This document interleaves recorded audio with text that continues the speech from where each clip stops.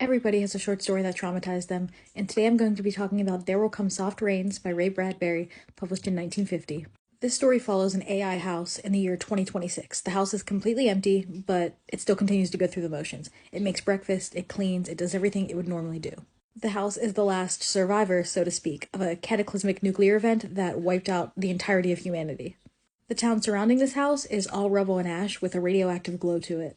Without human beings in the house, it kind of shut in on itself, drawing its shades, locking its doors, and not even letting animals get close to it. But at one point, a dog that the house is familiar with shows up and the house lets it inside, and I believe it's assumed that this is the family's dog.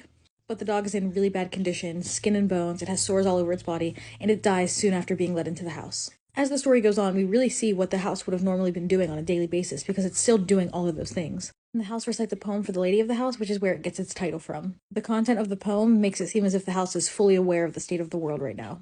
And suddenly, from just a freak accident, the house catches on fire. The story says that the house tried to save itself, but that it was too late. It had used up all its water reserves from running baths, even though nobody has been there for a while. The fire rages through the house as it chants for the non-existent occupants to get help and to run. Eventually, the house crumbles, leaving only one wall standing, and an AI voice repeats the date over and over again.